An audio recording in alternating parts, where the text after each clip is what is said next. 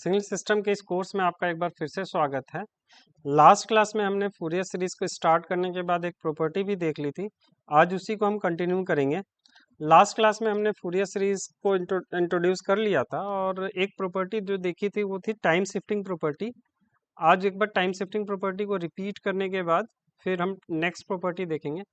Time shifting property के अंदर हमने देखा था कि अगर एफ टी का फूरियर कॉफिशिएंट सी एन है तो F T minus T not का फूरियर कॉफिशिएंट क्या होगा? फूरियर कॉफिशिएंट होगा J N omega not into T not sorry e to the power minus J N omega not T not into C N. ये था हमारा time shifting property.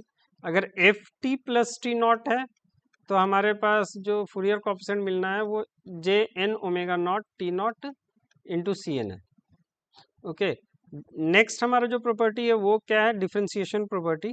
ये differentiation property बहुत important है क्योंकि इसकी मदद से हम बहुत सारे प्रॉब्लम्स को बिना सी एन का वैल्यू कैलकुलेट किए केवल प्रॉपर्टी की मदद से हम सी एन की वैल्यू कैलकुलेट कर सकते हैं। बहुत ज़्यादा इंपॉर्टेंट है। एक बार हम देख लेते हैं पहले प्रॉपर्टी क्या है। प्रॉपर्टी कहती है कि अगर एफ टी का अगर फूरियर कोएफिशिएंट सी एन है तो D by D T of F T का फूरियर कोएफिशिएंट क्या होगा? J N omega not T नहीं आएगा। Okay, J N omega not into C N. Okay, अगर इसको प्रूफ करना हो तो प्रूफ बहुत इजी है। जैसे हमें पता है एफ टी की वैल्यू क्या होती है? N equal to minus infinity plus infinity C N e to the power J N omega not into T. Differentiation और हमें D by D T of F T चाहिए तो दोनों तरफ डिफ्रेंशिएशन लगा देंगे। पेन चेंज कर तो दोनों तरफ डिफ्रेंशिएशन लगा देंगे तो ये डिफ्रेंशिएशन यहाँ आ जाएगा और ये चीज़ जो है ये हमारे बाहर आ जाएगी, जे एन ओमेगा नॉट बाहर आ जाएगी और वही बाकी एज इट इज़ रहेगा।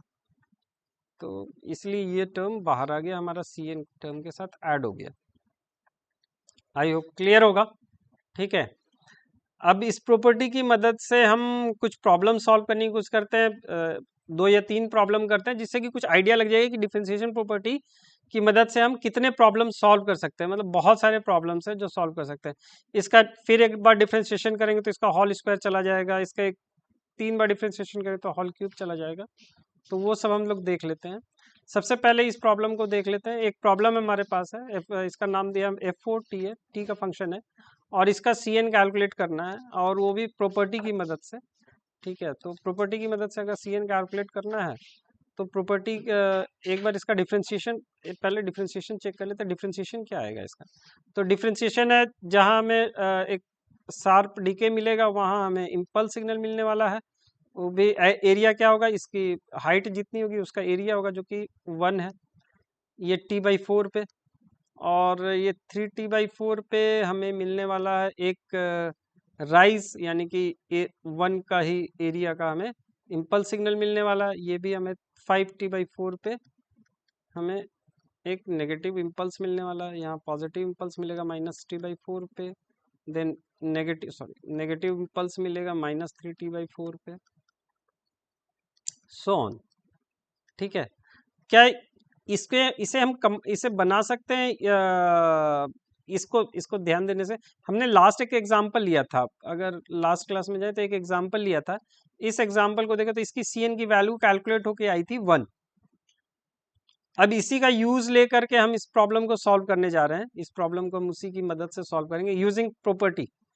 तो हमने लास्ट क्लास में क्या देखा था? लास्ट क्लास में हमने देखा था कि अगर जीरो जीरो पे इम्पल्स सिग्नल है, टी पे इम्पल्स सिग्नल है, 2t पे इम्पल्स सिग्नल है, यहाँ -t पे इम्पल्स सिग्नल है, -2t पे इम्पल्स सिग्नल है, सो ऑन।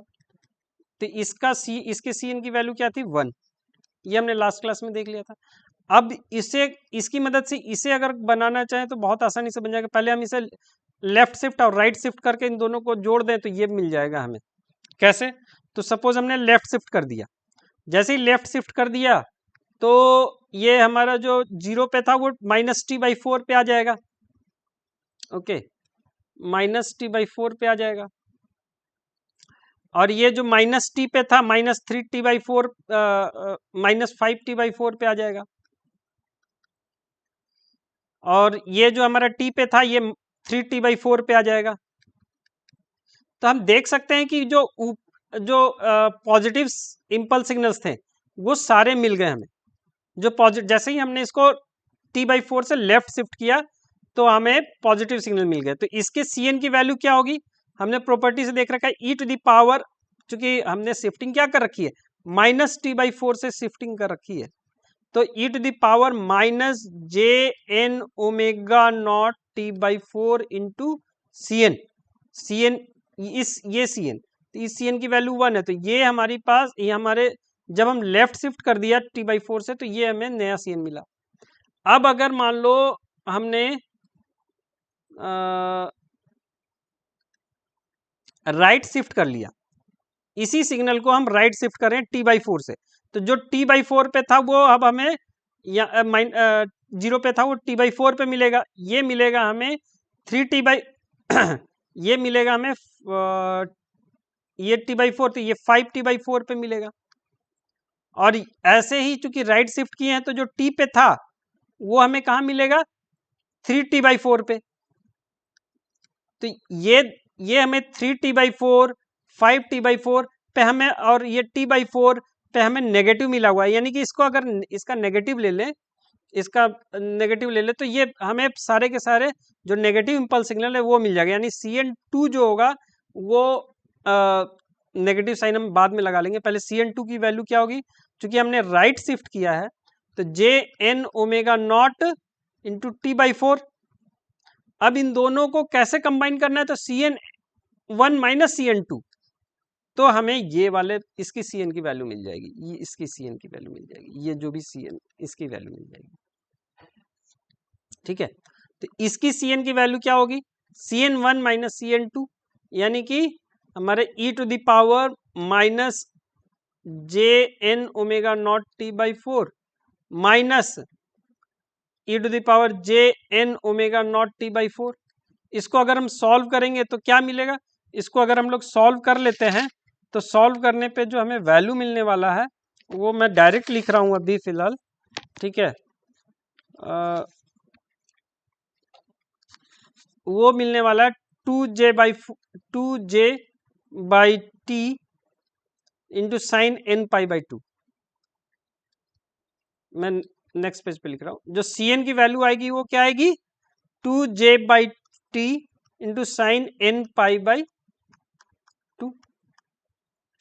लेकिन ये किसके लिए Cn की वैल्यू मिली, इसके लिए, और अब हमें चाहिए इसकी वैल्यू, तो ये एक्चुअली में इसका डिफरेंशिएशन है, तो हमें पता है कि ft is d/dt of ft is equal to JN⍵0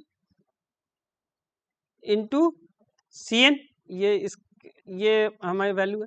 तो ft की वैल्यू चाहिए, तो ft की क्या होगी, अगर ft की, चूंकि इसकी वैल्यू हमें मिल चुकी है, इसकी Cn की वैल्यू d/dt ऑफ, यानी कि इसकी वैल्यू हमें मिल चुकी है 2j/t साइन n π/2। अगर ft की चाहिए तो डिवाइड कर देंगे JN⍵0 से, इसको इक्विवेलेंट करो तो इसको JN⍵0 से डिवाइड कर दो, तो 2j/t into JN⍵0 into sine n π/2, ये वैल्यू पुट करो n⍵0 की 2π/t, तो ये क्या होगा 2j/t into JN 2π/t, t cancelled out हो गया, 2 भी कैंसल्ड आउट हो, जे भी कैंसल्ड आउट हो गया, बचा क्या n π। तो ft का जो वैल्यू अब निकल के आ रहा है हमारे पास वो क्या निकल, जो f4t है बेसिकली, यहाँ f4t की जो वैल्यू निकल के आएगी वो क्या निकल के 1/n π sine n π/2। I hope clear होगा, फिर भी कोई डाउट हो तो मुझसे चैट बॉक्स में आप पूछ लेना। मैंने थोड़ा सा रफ वाइज ज़्यादा काम कर दिया, लेकिन फिर भी मैंने समझाने की पूरी कोशिश की है, फिर भी कोई डाउट हो तो आप प्लीज़ चैट बॉक्स में मुझसे पूछिए। Thank you for watching.